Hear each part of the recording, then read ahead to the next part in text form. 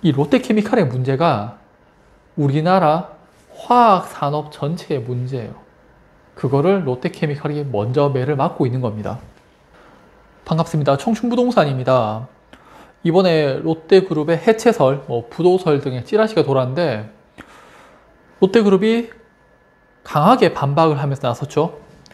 근데 결론부터 이야기하면요, 이거는 중국발 경제 침체로 인해서 대한민국의 대기업이 흔들리는 겁니다. 심각하다고 보시면 되고요. 그리고 롯데리츠를 통해서 우리나라의 상업용 부동산의 현실적인 모습도 보여드리겠습니다.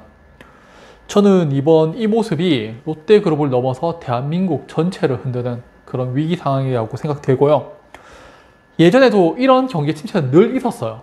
그리고 대한민국 국민들은 힘을 모아서 잘 이겨냈었죠. 근데 이번에는 유튜브 등의 SNS가 발달하면서 더 많은 개인들이 정보를 빠르게 접하고 있죠. 그러다 보니까 이 정보가 진짜인지 가짜인지 또는 위험한지 위험하지 않은지에 대해서 판단도 서지 않은 상태에서 상당히 빠르게 전파가 돼버리고, 그래서 진실과 거짓인 것을 판단하기도 전에 문제가 발생을 해버린 거죠. 저는 그렇게 봅니다. 대표적인 게 2023년 초반에 미국의 실리콘밸리 은행의 파산이 있었죠. 은행이 미국채를 많이 보유하고 있었고 미국의 금리 인상으로 인해서 채권 가격이 하락하면서 손실이 나 있는 그런 상황이었어요. 근데 아시다시피 채권 같은 경우에는 만기까지 보유하게 되면은 손실이 아니라 원금 플러스 이자를 받아가는 거죠. 그런데 인터넷에 실리콘밸리 은행이 손실을 보고 있다라는 그런 이야기가 SNS를 통해서 전파가 돼버리고 사람들은 내 돈을 못 찾을까 싶어서 뱅크런이 발생을 하고, 그래서 실제 이틀 만에 실리콘밸리 은행이 파산하고 말죠. 이번에 롯데그룹 또한 말에 의해서 흔들릴 정도로 대한민국의 경제 상황이 안 좋은 겁니다. 그래서 오늘은 롯데그룹의 위기설이 왜 우리나라의 경제를 흔드는 건지에 대해서 설명드리겠습니다. 자, 우선 롯데케미칼의 기한이익 상실이 발생을 했는데, 기한이익 상실, 이거 많이 생소하실 거예요. 어떤 거냐면은 제가 3억 원을 30년간 5%의 고정금리로 대출을 했어요. 그래서 은행 입장에서는 제가 일도 안 하고 지가격은 떨어지니까 30년 만기 되면 돈을 못 받아낼 것 같아요, 원금을. 그래서 저한테 통보를 하는 겁니다. 고객님, 어떤 이슈로 인해 가지고 더 이상 대출을 해주기 어려우니까 원금을 상환하세요 라고 이야기를 해요. 그게 기한이익 상실이에요. 은행이 추후에 남은 기간의 이익을 포기하고 원금을 회수해 가는 거. 롯데케미칼이 이번에 그 사유가 발생을 했는 거예요.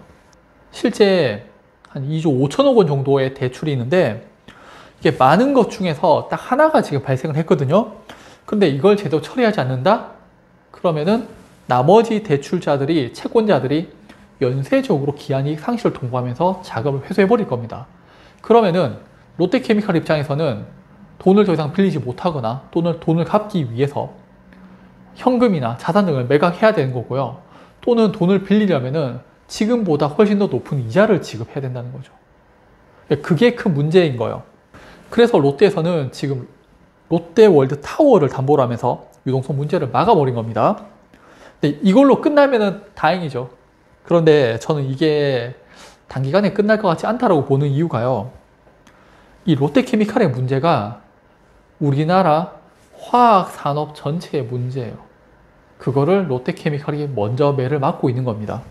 롯데그룹 위기설의 핵심 지역은 롯데케미칼이죠. 최근 적자가 지속되고 있는데 화학업체들의 수익성을 보여주는 게 에틸렌 스프레드라는 게 있어요. 정제 마진을 통해서 수익을 내잖아요. 2022년 이전에는 한 300에서 최고 한 600달러 그 사이에서 움직였는데 지금은 100달러예요. 이게 평균 가격이 300달러 선이라고 하더라고요. 롯데케미칼 입장에서는 지금 팔면은 손실 볼 수밖에 없는 그런 입장이에요.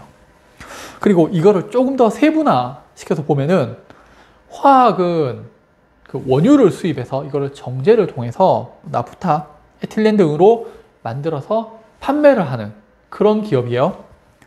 2019년 원유의 가격은 63달러에서 2023년에는 82달러로 증가를 했죠. 자, 나프타는 일본 기준이라고 제외할게요. 에틸렌이 891달러에서 841달러로 하락합니다. 프로필렌이 915달러에서 858달러로 하락을 해요. PP가 1029달러에서 879달러로 하락합니다.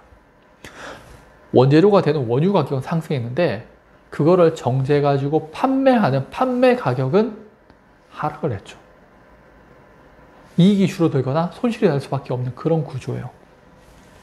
그래프를 보면은 원유 가격이 오를 때 제품 가격이 상승하고 원유 가격이 하락할 때 제품 가격이 하락을 하죠.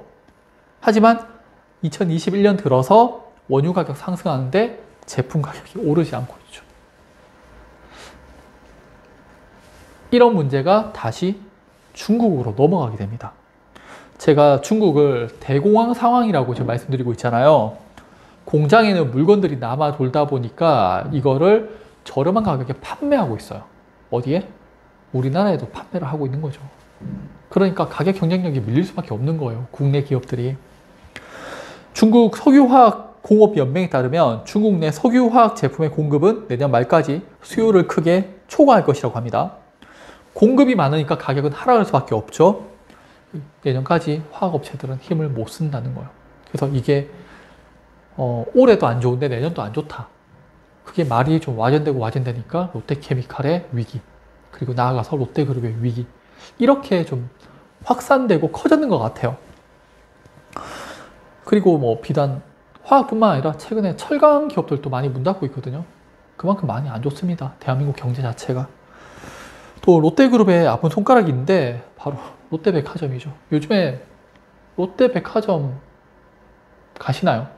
저는 대구인데 현대백화점 또는 신세계백화점 많이 가죠. 롯데백화점 잘 안 갑니다. 그리고 이번에 뭐 매각 이야기 나오고 있는 게 부산 센텀시티, 그리고 포항점, 대구 상인점에 대해서 이야기가 나오고 있어요. 그리고 이 문제에 대해서는 몇 년 전부터 이슈가 계속적으로 나오고 있어요. 롯데리츠라는 건데 부동산을 주식처럼 사고 팔고 할 수 있게 만드는 거고, 롯데리츠답게 롯데 계열 부동산 위주로 매수를 합니다. 현재 롯데리츠에서는 뭐 롯데백화점 강남점, 롯데마트 등을 다 인수했잖아요. 근데 이거 원래 롯데 거잖아요. 그거를 롯데리츠가 인수를 하는 거예요.